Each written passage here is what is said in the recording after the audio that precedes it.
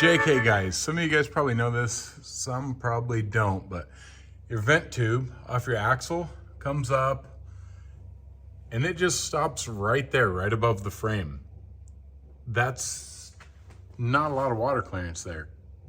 So I don't know how you guys are keeping from ending up with a bunch of water in your diffs, if that's all the higher it goes. Or maybe this is a common thing, but I think I'm gonna extend mine from the axle all the way up and then drill a hole in this plastic plate and come up there to the top of the tub at least, because that just doesn't seem like a whole lot of freaking water clearance there. The front is a little better. It comes up in there to the top of the shock tower, so that's pretty decent. I think I'm going to extend that one to at least the top of the hood, but like, it seems like as soon as you got to the top of your tires, you'd be, you know, in the territory of pulling water into your diffs. There's our diff tube. Comes up, comes in there, up into the plastic, up through here, and then up, you can't see it, but kind of around the corner up there. So, right below the hardtop. Getting ready to install these metal cloak round taillight bezels. And if you see this line here, this is what you gotta cut out of the Jeep. And then you gotta sand those flush with a flap wheel. Still got a little bit of work to do down there, but those babies gotta be flush because the thing comes out to like right here. Okay, it's another day. We went wheeling today, me, Steven, and Nathan. It was pretty cool. Got back a little early, so I decided to put these in because I thought they were dry enough.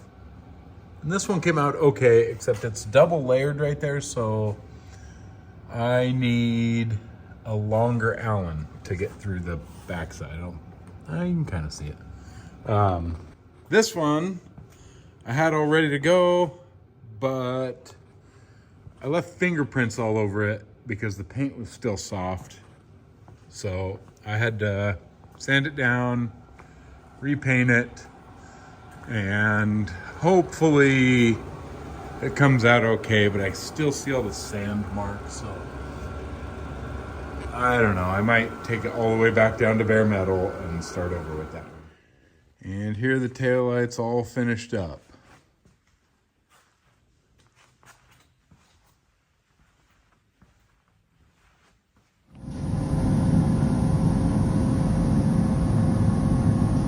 I really should be recording more, but I'm just trying to get this stuff knocked out. All my stuff showed up today. So the steering, the axle tubes, the seat gussets, and the track bar bracket. So here's where we're at.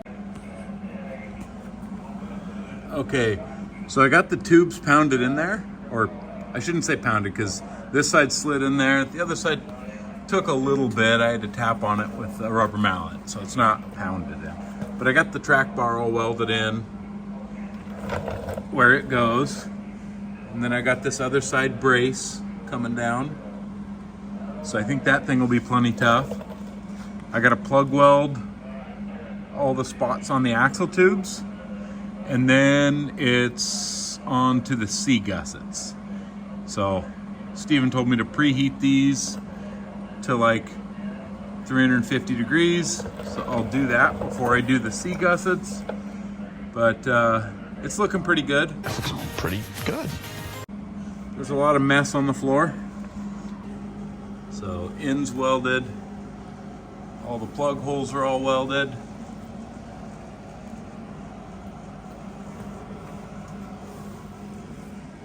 Just the C's left. The front axle is off to Logan for a re-gear. I got the rear axle back. We're gonna grease the bearings, throw the shafts in, and put it under the Jeep. Hopefully by the end of the weekend, I'll have the front one back, and then maybe even have that one under there. And then we can throw the 39s on and see what all we got to cut.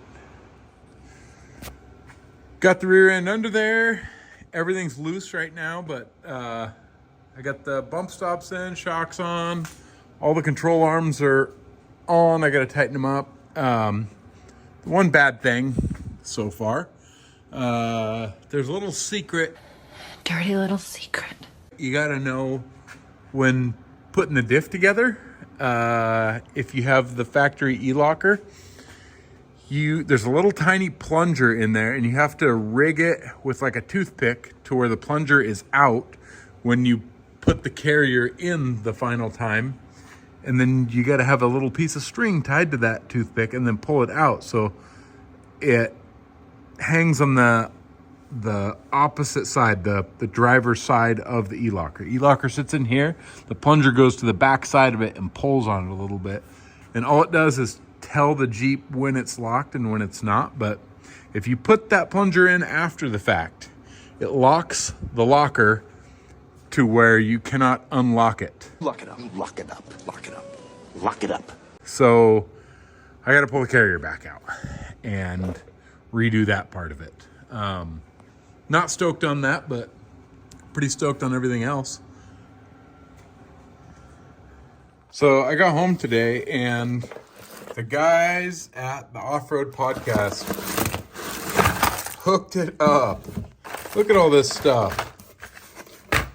All I did was submit my wish list for Christmas, what I would want in an ideal world where I got everything I want. And I got picked. They did a random drawing, and I got picked, and they sent me all this stuff. So check these guys out. Off-Road Podcast. Okay, so to show you guys what I'm talking about, this is the plunger. It sits in there, and then the locker ring rides right there. And so, as you can see, it extends out. It has to be in that extended position while you put the carrier in. And then when you pull the little pin, it drops back and holds against the locker ring right there. So when the locker is engaged, it is out. And so this is pulled out and tells the Jeep or the computer that the locker's engaged.